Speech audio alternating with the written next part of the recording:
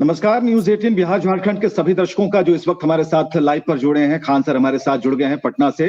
परिचय क्या दें इनका, कई बार हमारे साथ आ चुके हैं। बहुत बहुत नमस्कार खान सर, कैसे हैं आप? नमस्कार सर। नमस्कार सर, बढ़िया सर। ठीक ठाक है ना? खांसी वासी नहीं ना है?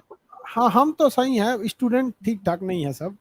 हाँ, ये जो चीज आपने कहा आपकी कि स्टूडेंट हाँ, ठीक नहीं है, और इसी हाँ, विषय को लेकर हम यहाँ पर खान सर को हमने बुलाया है, क्योंकि हमने शिक्षक से अधिक कोई नहीं पहचान पाएगा कि अभी जो स्टूडेंट्स की हालत है, जो छात्रों ने मेहनत की, उनकी क्या हालत है। उनके माता पिता के बारे में वो दूसरा चैप्टर है, लेकिन पहला चैप्टर जब हम देखते हैं तो काफी दुखी होते हैं कि ऐसा क्यों हो रहा है।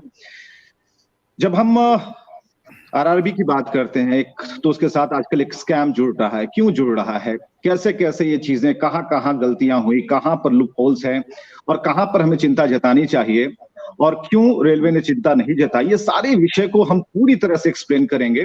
खान सर हमारे साथ जुड़े हुए हैं।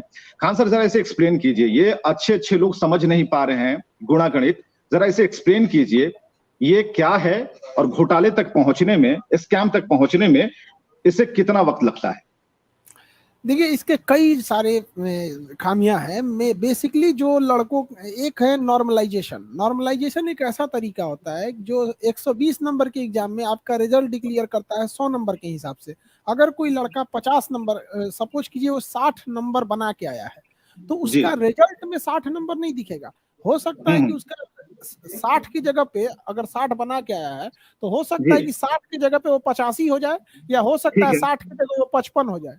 अब ठीक। कभी हो सकता है 60 की जगह मतलब 50 भी हो सकता है। लेकिन समस्या ये है कि ये जी। नॉर्मलाइजेशन करना भी जरूरी है, क्योंकि हाँ। भीड़ को आप छांटेंगे कैसे। लेकिन ये नॉर्मलाइजेशन हो कैसे रहा है, ये आज तक नहीं पता चल पा रहा है कि ये किसी का 85 होगा कि 50 होगा। ये खान सर, किसी को एक मिनट, एक मिनट में आपको रुकना चाहूंगा। यही समझना है, यही समझना है। राजीव, आप कोशिश करें कि मुझे इस विंडो से गायब करें। खान सर को पूरी विंडो दीजिए। नहीं, कोई एक्चुअली है क्या कि मेन लड़कों का समस्या है कि कोई लड़का एग्जाम दे के आया तो उसको अपना फाइनल नॉर्मलाइजेशन का नंबर नहीं पता रहता है। सपोज कीजिए कि उसको पता है कि हाँ 70 नंबर के आसपास उसका कट ऑफ जाएगा, कि मतलब 70 के ऊपर चला जाएगा तो पास हो जाएगा। लेकिन वो दुविधा में है कि हम 60 बना के आए हैं, नॉर्मलाइजेशन के बाद मेरा 85 होगा कि 55 होगा। तो अब वो ना ही फेल मान के अगली तैयारी भी नहीं कर सकता है, को अपने को खुद पास मान के पूरी तरह से सेकेंड फेज के लिए भी नहीं हो पाता। तो फर्स्ट ये तो नॉर्मलाइजेशन एक कॉमन समस्या है। इसको बस ये बताना चाहिए कि ये किस मेथड से लगा रहा है, किसी टीचर को नहीं पता चल पाता है, किसी स्टूडेंट को नहीं पता चल पाता है ये नॉर्मलाइजेशन।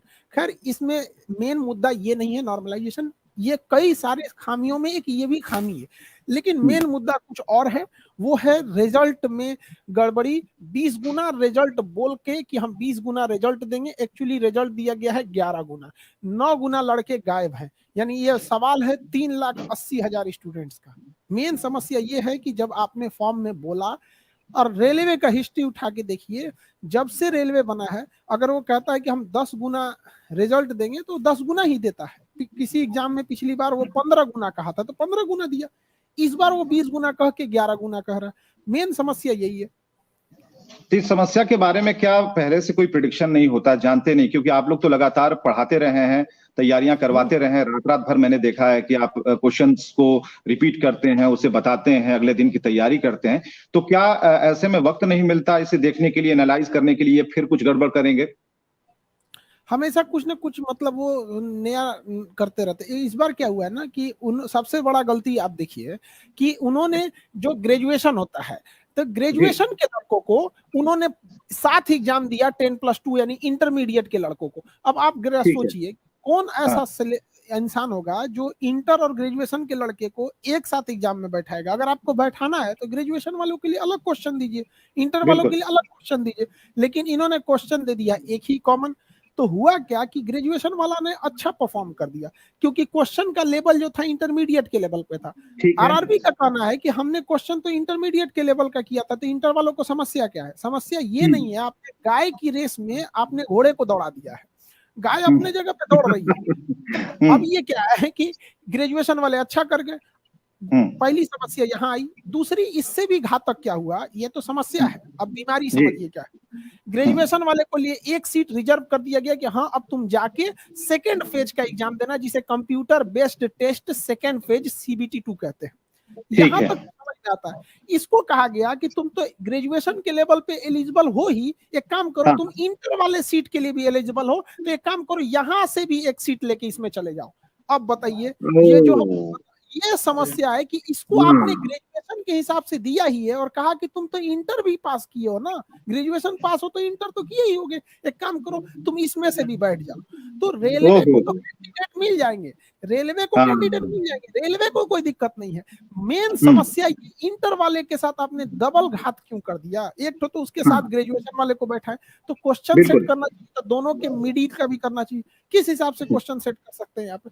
यही समस्या है। इस वजह से सबसे ज्यादा छटे हैं, 3,80,000 स्टूडेंट छट गए हैं इंटरमीडिएट। यही बड़ी समस्या है।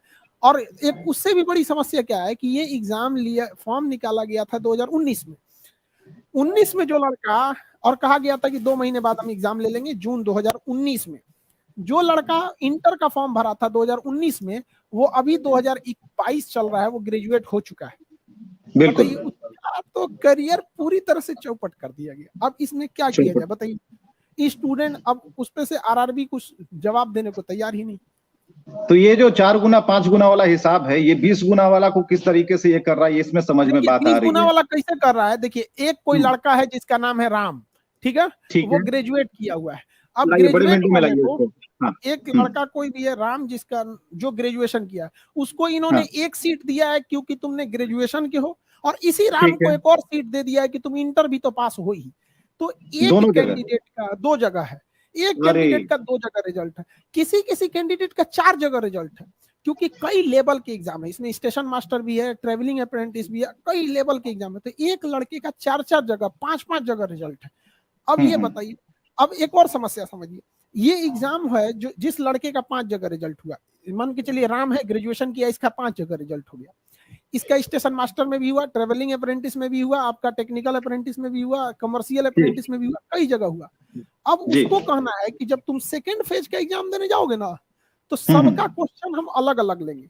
अब बताइए, वो स्टेशन मास्टर का एग्जाम बैंगलोर में देगा, और ट्रेवलिंग अप्रेंटिस का एग्जाम दिल्ली में देगा, कमर्शियल अप्रेंटिस का एग्जाम वो बैंगलोर में देगा। अब बताइए, वो मर जाएगा वो एग्जाम देते देते। कोरोना में ट्रेन चल रही है, फरवरी में एग्जाम। समस्या तो काफी विकट है। हाँ, जो लड़कों के करियर पे। जी जी, इंटर वाला जो आपने सवाल किया कि सबसे बड़े अंधेरे में इंटर वालों को जबरन डाल दिया गया उस कमरे में, अब उनके साथ क्या होगा? क्योंकि आपके पास जब बैचेस चलते हैं, लड़के आते हैं या फिर जिन्होंने एग्जाम दिया, क्या उनका कहना है, क्या ओपिनियन है? गुस्से में तो जरूर होंगे, निराश भी होंगे, उन्हें बूस्टअप करना ऐसे समय में काफी मुश्किल होगा। जिस तरीके से जो डायग्राम बनाकर आपने समझाया, कैसे उन्हें हम मजबूत कर पाएंगे, उनको फिर से तैयार कर पाएंगे, या फिर ये कह पाएंगे कि अभी कुछ दिन रुक जाओ? देखिए, लड़के जो है ना खुद ही उतावले हैं सब। एक्चुअली हुआ क्या था, एक बार 2016 में रेलवे ने अचानक कह दिया कि मेरा फॉर्म वही भर सकते हैं जो ITI पास है। ठीक है, अगर आपको ITI पास लेना है तो 2 साल पहले बोलिएगा ना कि भैया जिनको फॉर्म भरना है पहले से ITI कर लो। अब कल को UPSC अचानक कहेगी कि जो PG किया है वही फॉर्म भरेगा, तो अरे भैया उसको कम से कम मौका तो दीजिए, जिंदगी भर से तो आपने ग्रेजुएशन पे लिया है, अचानक कह दीजिएगा कि ये वाला फॉर्म जो भरेगा। तो रेलवे लड़कों ने क्या किया, पूरा ट्रेन रोक दिया इंडिया का। 3 दिन में रेल मंत्री साहब को हटाना पड़ गया था। अब लड़के सब उतावलापन कर रहे हैं। अब हम लोग किस तरह से कहें इस कोरोना में? लड़के हम लोग से कहते हैं कि आप हम लोग को छूट दीजिए, हम लोग कर देंगे। अब हम लोग कितना रोकेंगे हर लड़कों सबको, उनको तो अपना भविष्य इधर खान सर, जो दलीलें रेलवे की तरफ से दी जा रही हैं, जो क्वेश्चनायर या फिर उनके आंसर्स मैं देख रहा हूं हर जगह, उसके आंसर शीट टाइप से बना करके दिए जा रहे हैं कि हमारा जवाब ये है, स्टूडेंट्स का सवाल ये है। तो आप कहाँ मानते हैं कि किस तरीके से, क्या उन्हें बरगलाया जा रहा है या फिर लिपापोती की जा रही है, क्या हो रहा है? जो जवाब रेलवे की तरफ से आ रहा है, रेलवे का जवाब रेलवे के 2016 के जवाब से मैच नहीं कर रहा है। रेलवे ने 2016 में अगर कहा था कि हम 10 गुना रिजल्ट देंगे तो उसने 10 गुना रिजल्ट दिया था, लेकिन 2022 में उसने एक ही लड़के को 4 जगह काउंट किया है। तो अगर आप सही हैं तो 2016 में भी आपको ऐसे ही करना चाहिए था।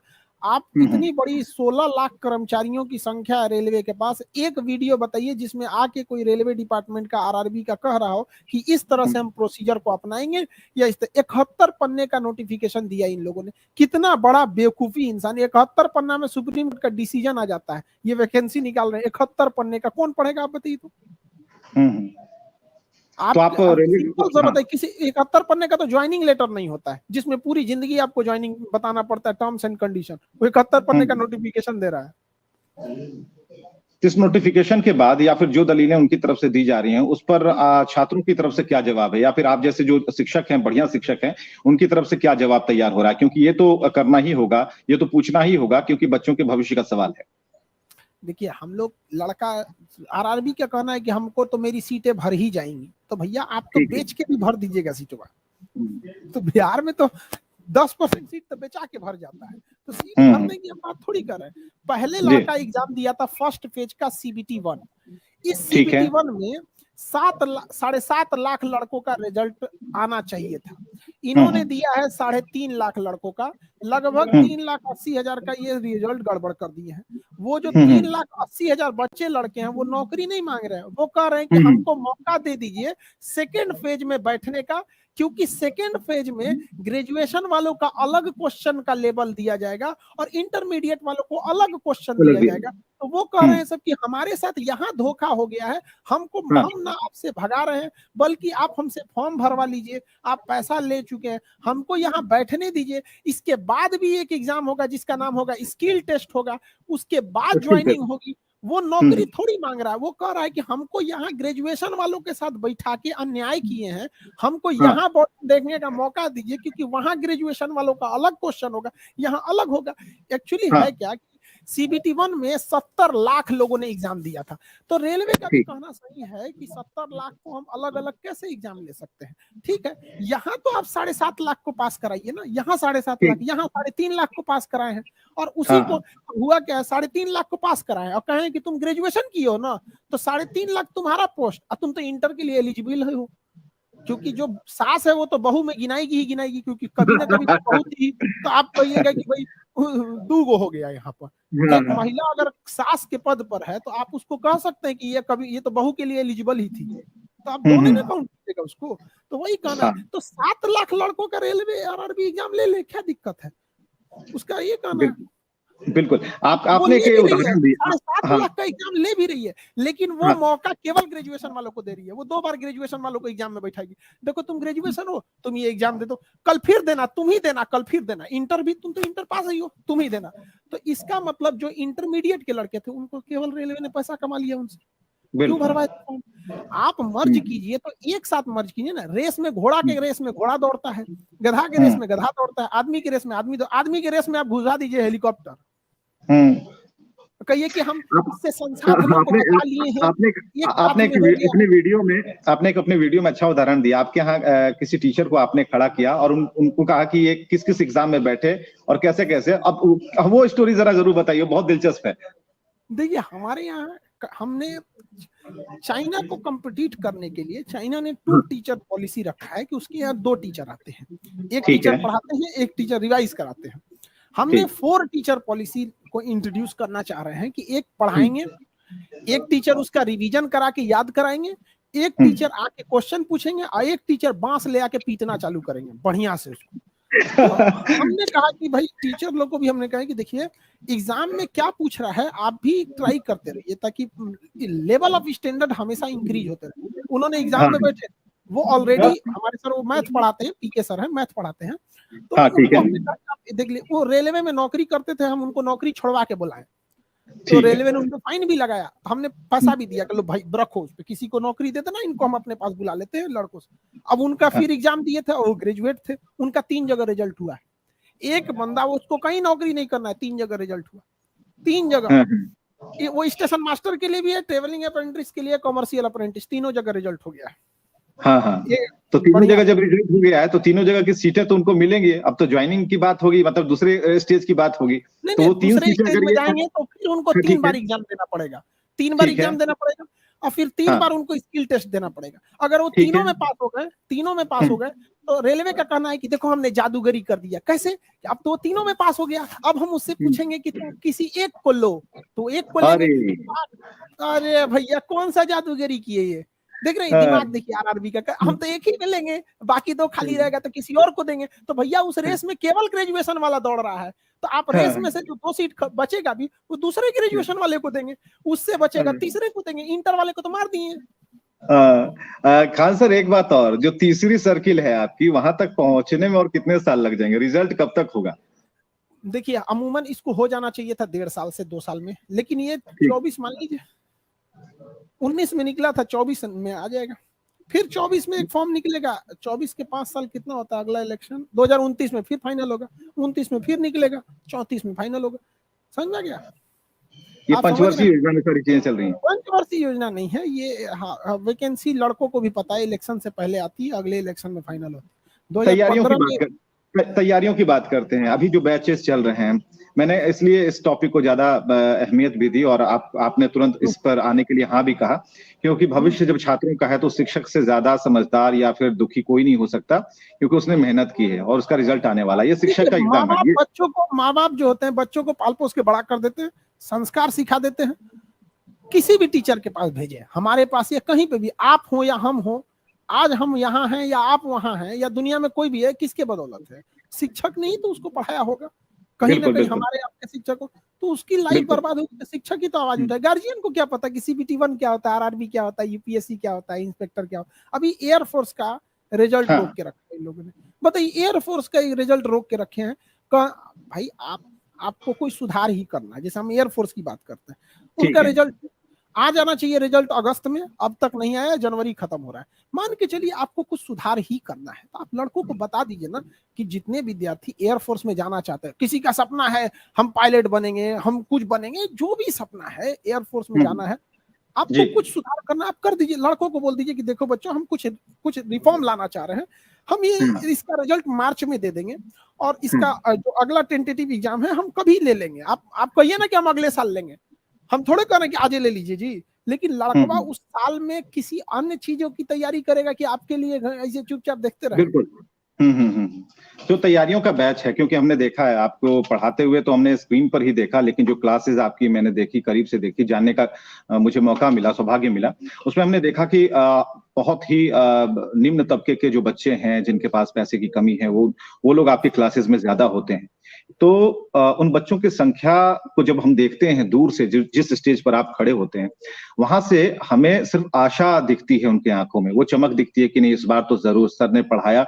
और जैसा कि हमने कहा भी कि बच्चे पढ़ते हैं लेकिन एग्जाम हो रहा होता है टीचर का। तो अगर ऐसे धांधली में 19 का रिजल्ट 24 में और 24 का रिजल्ट 34 में इस तरह की प्रक्रियाएं होंगी, तो ये सर्वाइवल ऑफ जो एग्जामिनेशन है या फिर जो उसकी विश्वसनीयता है, वो कितना बड़ा सवाल लेकर खड़े करती है। और लड़कों का कितना फिर मन करेगा कि भाई हम उस एग्जाम में अपीयर हो ना हो। और जो 72 पन्ने का जो आपने बता दिया नोटिफिकेशन, इस नोटिफिकेशन को पढ़ते ही तो आधी उम्र निकल जाएगी। देखिए, RRB के 99% कर्मचारियों को भी वो नोटिफिकेशन नहीं पता है, और अगर हम लोग ये डिजिटल प्रोटेस्ट नहीं करते तो शायद वो लोग नोटिफिकेशन खुद भी कभी ना पढ़ रहे होते। वो तो उनके ऊपर ही ब्रजपात हो गया है जो उनको पढ़ना पड़ रहा है 71 पन्ने का, और खुद गाली दे रहे हैं सब कि किसने बनाया रे 71 पन्ने का नोटिफिकेशन। खुद गरिया रहा है उस, जबकि पता ये 71 पन्ने का नोटिफिकेशन होता है। उसके बाद देखिए, हमारे पास आज भी याद है, एक लड़का हमारे पास पढ़ने आया था, वो बैच दरोगा का बैच का था। उसके पिताजी ने पैसा भैंस बेच के दिया था, उसके यहाँ दूध दुहा जाता था, उसने अब उसके पिताजी भैंस बेच के दिया था। और हमसे आके वो क्या कहा, सर जी अगर हम नहीं बने तो फिर हम यहीं पटना में मजदूरी करेंगे, क्योंकि हमारे पास कुछ नहीं है। वो वैकेंसी क्लियर हो गई, अभी वो डबल स्टार लगा के दरोगा में ड्यूटी कर रहा है। राहुल नाम था उसका। अच्छा बताइए, अगर उसकी वैकेंसी 2 साल लेट कर देते तो क्या करता? बर्बाद हो जाता। बिल्कुल बिल्कुल। देर से मिला न्याय जो होता है वो अन्याय के बराबर हो जाता है। तो बिहार में ऐसी तो कई, बिहार में जो स्थिति है, या फिर जो एग्जामिनेशनों का जितनी भी तरह की परीक्षाएं हो रही हैं, प्रतियोगी परीक्षाएं, उनका जो स्तर है, उनमें जो लेट लतीफी है, तो आज तो हम झेल रहे हैं, हमारे बच्चे झेल रहे हैं, या फिर आप एज ए टीचर आप उससे देख पा रहे हैं, तो हमें समझ में आता है कैसे इस जकड़न से मुक्ति मिलेगी। ठीक है, आज हम डिजिटली इसे एक्सप्रेस कर रहे हैं, लोगों तक बता रहे हैं कि देखिए क्या है, आप ब्लैक बोर्ड पर समझा रहे हैं, डिजिटल बोर्ड पर समझा रहे हैं, और कह रहे हैं कि देखिए समझिए। कितने लोग जो हम इसलिए हमने कोशिश की कि आप पूरी तरीके से इसे समझाएं, ताकि जो आम आदमी है उन तक ये बात पहुंचे, वो भी जान पाए। उसका भी बच्चा तैयार हो रहा है, उसने भी मैट्रिक बोर्ड के एग्जाम दिया है, वो +2 में है, आगे उसे भी सरकारी नौकरी लेनी है, तो क्या कितना भरोसा रखे खान सर। देखिए, इसमें एक बहुत बड़ा बदलाव की जरूरत है। सबसे बड़ा चीज है कि जो सिस्टम बन चुका है ना, बूढ़ा हो गया है।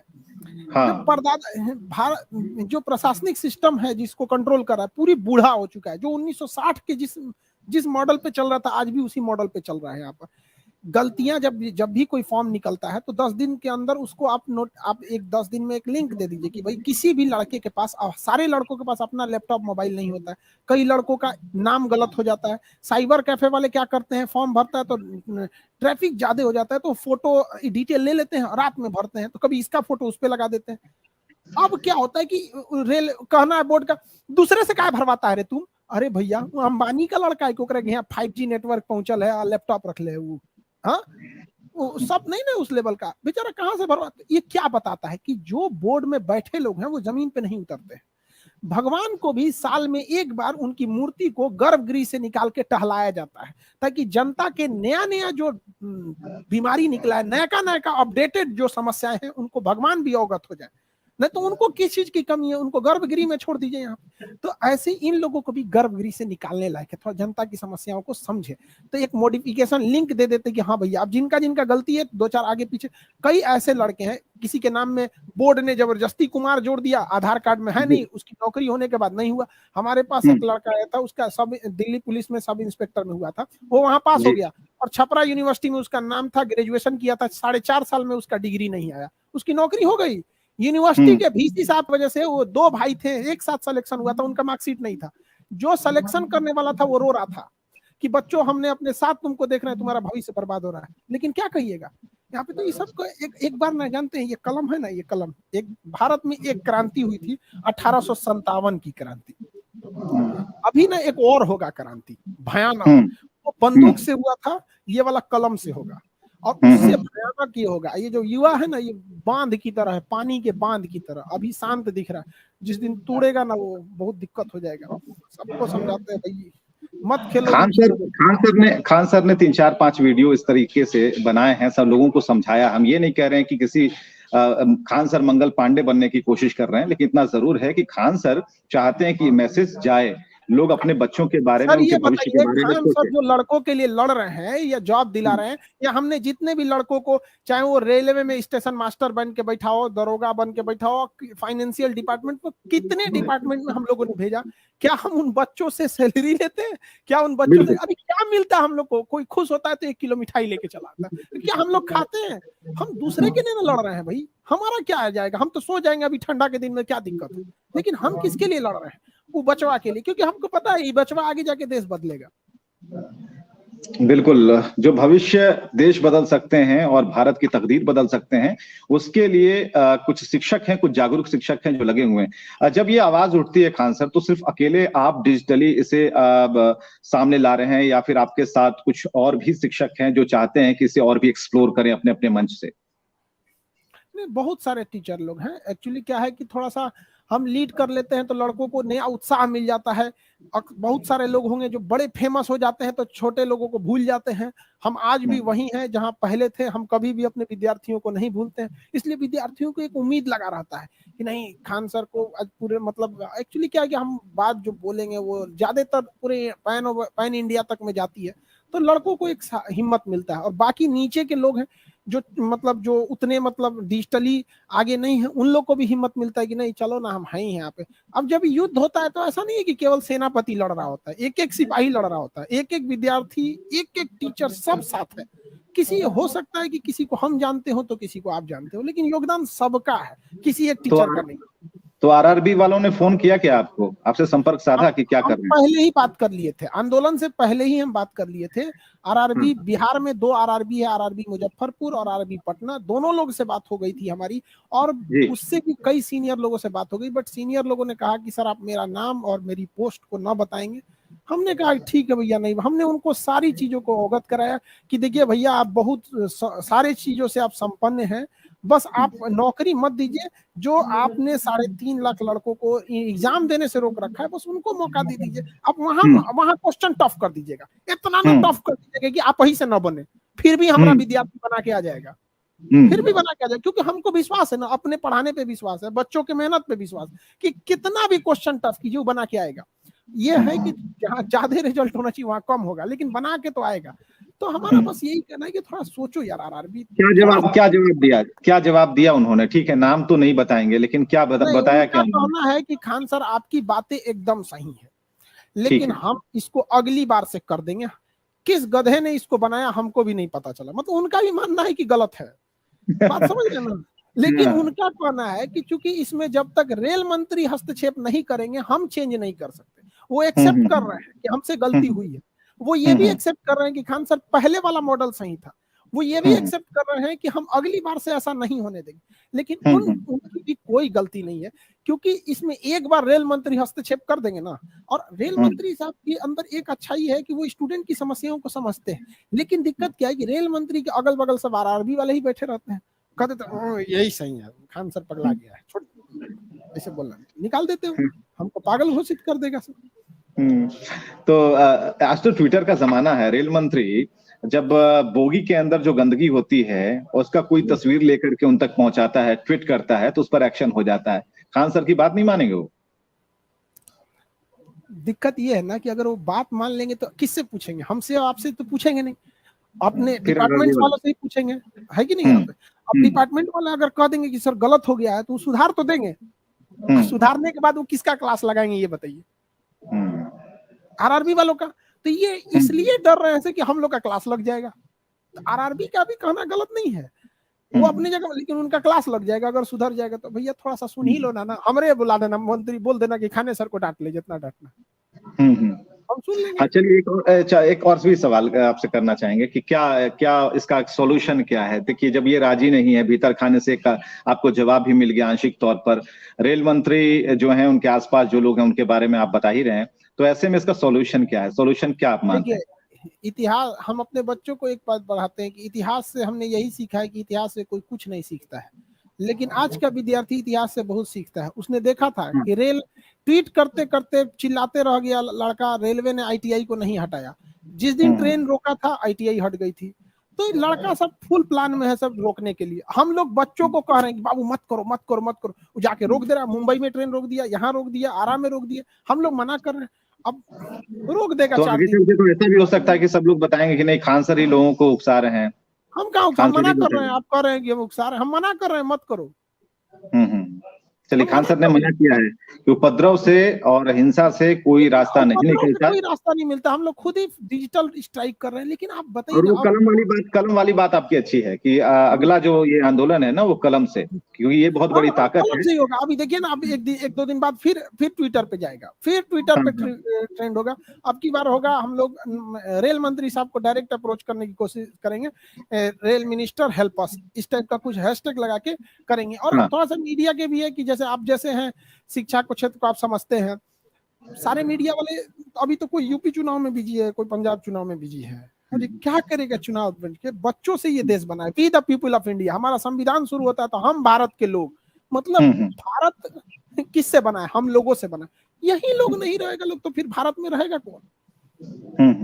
चलिए, ये आपका, जब मैंने इस प्रोग्राम को शुरू किया था तो आपके पीछे यहाँ पर आरआरबी स्कैम ये सारी चीजें लिखी हुई थी, वो चीजें साफ हो गई। और उसके बाद हमने ठीक आपने समझाना शुरू किया कि कब 19 से शुरू हुआ, 24 तक आएगा, बीच में क्या क्या दिक्कत हुई, कौन कौन से एग्जाम लिए जाएंगे, किन्हें मौका मिला, किन्हें नहीं मौका मिला, किनकी जिंदगियां बर्बाद हो गई।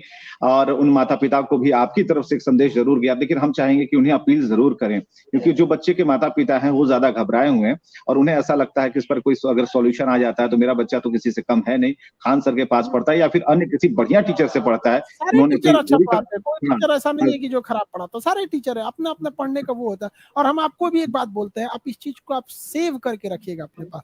जो नियम आरआरबी लाया है ना, अगली बार इसको चेंज करेगा, हम आपको बोलते हैं, लिखित देते हैं, चेंज करेगा। और तब उससे पूछिएगा ना कि उसमें कुछ गलती थी, तो उस समय वो सीना तान के कहेगा हाँ एकदम गलती हो गया था, सुधार दिए। लेकिन अभी नहीं बोलेगा, अभी नहीं बोलेगा। तो इसीलिए सॉल्यूशन के लिए, हाँ, इसीलिए सॉल्यूशन के लिए जरूरी है कि जो हमारे शिक्षक हैं उनके पास भी बहुत सारे चीजें हैं जिसे वो देखते हैं, तोलते हैं, नापते हैं, तब बोलते हैं। हम 2 साल 8 महीना पहले ही कह दे रहे हैं, 2 साल 8 महीना पहले कह रहे हैं कि जो नेक्स्ट आरआरबी आएगी उसमें ये नियम नहीं रहेगा।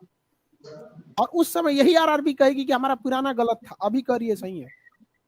तो फिर इतने बच्चों का क्या होगा? इतने बच्चों का जो समय गया उसका क्या होगा? इसका कौन फिर वहां पर एक आवाज निकलेगी? को कौन देख रहा है सर जी? कुछ आप जैसे ईमानदार पत्रकार हैं, कुछ टीचर हैं, बाकी कौन देख रहा है? आरआरबी समझा देती है रेल मंत्री साहब को, गए महाराज चुप हो जाएंगे सर, खान सर कितना दिन चिल्लाएंगे, छोड़िए। चलिए, तो एक बड़ी बात थी और इसे समझना जरूरी था। कोरोना काल में हम सभी जी रहे हैं, सोशल डिस्टेंसिंग की बात कर रहे हैं, लेकिन इतना भी जिन क्षेत्र में हम हैं, जिस क्षेत्र से जुड़े हुए हैं और खासकर बच्चों की शिक्षा का सवाल है, तो इससे कोई कॉम्प्रोमाइज नहीं होना चाहिए। और जहां तक उन्होंने पढ़ाई की, मेहनत की, अगर उनके लिए उनके गुरु खड़े हैं स्तंभ बनकर, तो उनकी बात पर ध्यान देना चाहिए। ठीक है, अधिकारी कह रहे हैं, अलग तरीके से समझा रहे हैं, लेकिन आरआरबी को भी सोचना चाहिए सर, पूरे रेलवे डिपार्टमेंट को, कि एक साथ पूरे हिंदुस्तान का टीचर नहीं पगला जाएगा। एक आध समस्या जेन्युइन है तो ही चिल्ला रहा है, आप पूरा एक साथ पागल नहीं। मान के चलिए हम ही को समझ जाइए, क्या मान के चलिए खान सर गलत है, तो क्या पूरा हिंदुस्तान का टीचर गलत है? 8 मिलियन ट्वीट क्या खान सर कर सकते हैं? हमने तो बस एक ट्वीट किया और उस ट्वीट पर लाखों रीट्वीट हुए, टोटल ट्वीट पहुंच के 8 मिलियन पहुंचे। क्या खान सर 8 मिलियन ट्वीट कर देंगे? नहीं ना कहीं कॉमन समस्या है। तब तो अगर रेलवे ही सही है तो वही कह दे अपने फेवर में 1 मिलियन ट्वीट निकाल दे। बिल्कुल खान सर, बिल्कुल। छात्रों के भविष्य का जब सवाल है तो इस पर न्यूज़ 18 आपके साथ है, और आपने भी हमें सही समझा और आपने इस आधार को चुना, तो इसके लिए हमें काफी खुशी है, क्योंकि उनकी आवाज, या फिर टीचर का मामला हो या हर उस व्यक्ति का मामला जो कि अपनी आवाज उठाना चाहता है, तो हम कोशिश करते हैं कि ये, क्योंकि अभी जिस तरह से डिजिटल युग चल रहा है, इसमें इससे बढ़िया कोई और माध्यम नहीं हो सकता कि हम अगर उन्हें जगा पाए, जो कि नियम बनाते हैं। और जिस 75 पेज का जिस की बात खान सर बता रहे थे, ये सही में अचंभा है, अचरज वाली बात है कि हम उसे पढ़ें या कोर्स की किताब पढ़ें, जब उनके अधिकारी ही पढ़ने में ज्यादा वक्त लगा रहे हैं, तो उन बच्चों का क्या होगा। खान सर, अगर कोई अपील हो, अगर आप चलते चलते कुछ कहना चाहते हैं तो आप जरूर कहें। हम यही कहेंगे कि देखिए, बच्चों के भविष्य के साथ नहीं खेलना चाहिए। ग्रेजुएशन के लड़कों को इंटर के लड़कों के साथ बैठा है। और एक चीज और सुनेंगे तो आप हंसिएगा कि ग्रेजुएशन वालों का कट ऑफ गया है 80 नंबर, अलग अलग बोर्ड में 2-4 नंबर आगे पीछे हैं, और जो इंटर किए हैं ना, इनका कट ऑफ गया है 93 नंबर। मतलब आप हमको लगता है कि आरआरबी से आपको कोई मतलब नाता नहीं, मतलब एक बात जानिए ना कि आप मीडिया से जुड़े हैं, आपको बहुत कम ही ये सब चीजों का सुनना। आपको कैसा लगता है कि एक एग्जाम में बैठा है, ग्रेजुएशन वाला 80 आया पास हो गया, इंटर वाला 93 लाया, एक तो बेचारा सोचिए इसका मेहनत, सोचिए कितना मेहनत किया होगा, ग्रेजुएशन वालों को पछाड़ दिया है ये। अरे ये जारी रहेगा। ये सब देखने के बाद आप संदेश दीजिए तो क्या कहिएगा?